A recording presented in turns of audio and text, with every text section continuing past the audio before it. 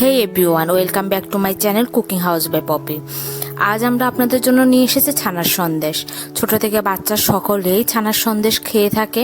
আমরা দুধ খেয়ে থাকি, অনেক সময় দুধ জাল করার সময় ফেটে যায়, সেই দুধ আমরা ফেলে না দিয়ে সেই ছানা দিয়ে আমরা ছানার সন্দেশ তৈরি করতে পারি। তাহলে আজ আমি আপনাদেরকে দেখিয়ে দেব কিভাবে ফেটে যাওয়া দুধের সাহায্যে আমরা ছানার সন্দেশ তৈরি করব। তাহলে চলে যাচ্ছি আমরা মূল রান্নায়। ছানার সন্দেশ তৈরি করার জন্য আমাদের লাগছে ছানা। এখানে আমি 1 লিটার দুধের ছানা করে নিয়েছি। এখানে প্রায় 1.5 কাপের মতো আছে ছানা। কনডেন্সড মিল্ক নিয়েছি আমি, এখানে দেখুন কনডেন্সড মিল্ক এখানে আমি 1/2 কাপের মতো নিয়েছি। চিনি নিয়েছি 2 চা চামচ। ব্যাস একটুকু উপকরণের সাহায্যে আমরা ছানার সন্দেশ খুবই অল্প সময়ের মধ্যে তৈরি করতে পারবো। তাহলে শুরু করছি আমাদের রান্না। ফার্স্টে আমি চুলোয় একটা প্যান বসিয়ে দিলাম। চুলাটা কিন্তু আমি বন্ধ রেখেছি। দেখুন আপনারা, আমার চুলাটা কিন্তু বন্ধ, জ্বালিয়ে রাখিনি। আগে ফার্স্টে কিন্তু বন্ধ অবস্থায় আমি কাজগুলো করব। আমি এখানে ছানাটা দিয়ে দিচ্ছি, সম্পূর্ণ ছানাটা দিয়ে দিলাম। চিনি দিয়ে দিচ্ছি, এখানে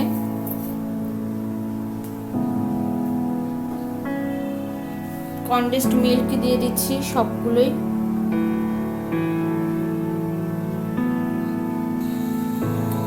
দেওয়ার পর সবগুলো আমি এখন চুলাটা জ্বালিয়ে দিলাম। চুলাটা জ্বালিয়ে কিন্তু খুব দুধটা ভালোভাবে নাড়তে হবে, যাতে করে প্যানের মধ্যে না লেগে যায়, তাহলে পোড়া পোড়া হবে। চুলাটা কিন্তু খুবই অল্প আছে রেখেছি আমি, যাতে না পুড়ে যায়।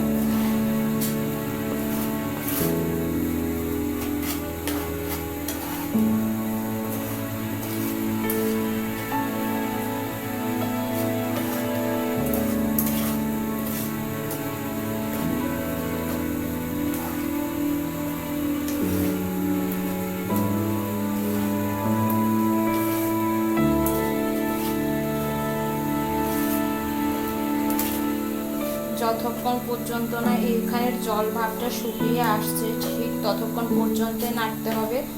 কোনোভাবে কিন্তু নাড়াটা বন্ধ করা যাবে না। বারে বারে আমি কথাটা বলছি আপনাদেরকে।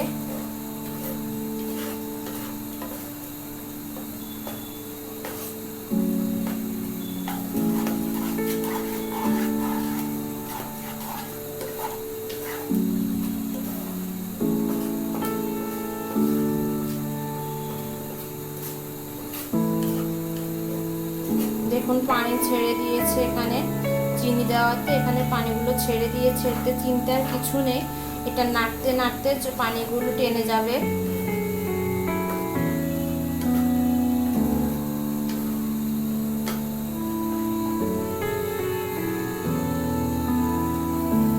দেখুন আমার পানিটা টেনে এসেছে, কড়াই থেকে ছানাগুলো উঠে আসছে,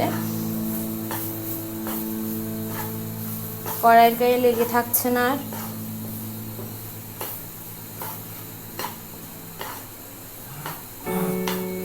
এখন আমি এই অবস্থায় চুলাটা অফ করে দিব। আমি এরকম একটি ট্রে নিয়েছি, আপনারা চাইলে যার যার ইচ্ছে মতো একটা ট্রে বা থালা নিয়ে নিতে পারেন। আমি ট্রেটার মধ্যে তেল ব্রাশ করে নিয়েছি। এখন আমি এখানে ছানাটা দিয়ে দিচ্ছি।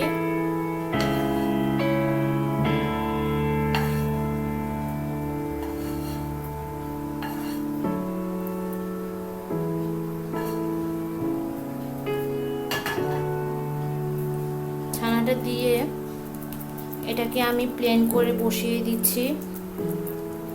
যেহেতু আমার এখানে ছানাটা খুবই বেশি না, কম, সেহেতু আমি বেশি ছড়াবো না। আমি একটা চামচের সাহায্যে এটাকে খুব ভালোভাবে সেট করে নিচ্ছি আমার ইচ্ছে মতো করে। আমি চাকু দিয়ে এখানে একটু বেশি চাপ দিচ্ছি না, আলতো করে সাইজটা করার চেষ্টা করছি। কতটুকু করে সাইজ করে নেব আমি, কেন করছি আপনাদেরকে বলছি। আমি এখানে শেপটা দিয়ে নিলাম, কতটুকু সাইজটা করব। তার মাঝখানে আমি একটা একটা করে কিশমিশ বসিয়ে দিচ্ছি। না হলে কাটার সময় কিচমিচটা উঠে আসবে।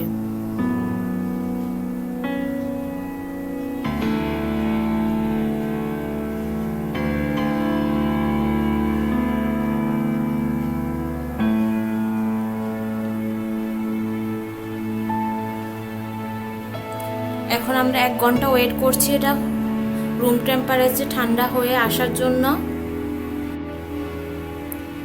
চলে এসেছি আমরা 1 ঘন্টা পর। আমাদের 1 ঘন্টা হয়ে গেল এবং আমাদের ছানার সন্দেশটা ঠান্ডা হয়ে গেল। এখন আমি কেটে নিব। একটা চাকুর সাহায্যে আপনারা যার যার ইচ্ছা মতো চয়েস মতো কিন্তু কেটে নিতে পারেন।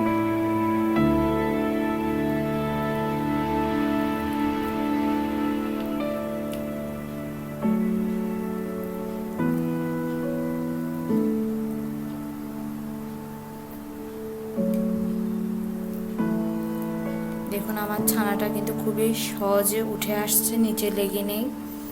আমি আপনাদের দেখিয়ে দিচ্ছি।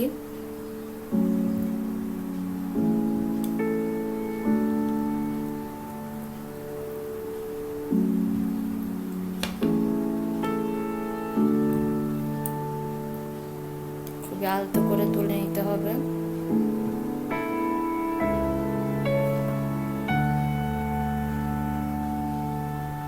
ফ্রেন্ডস দেখুন তৈরি হয়ে গেল আমার ছানার সন্দেশ। দেখতে কতটা লোভনীয় হয়েছে ছানার সন্দেশটি। আপনারা বাসায় তৈরি করে দেখবেন, ভালো লাগবে। বাচ্চাদের বয়স্কদের সবারই পছন্দ হবে এই ছানার সন্দেশ।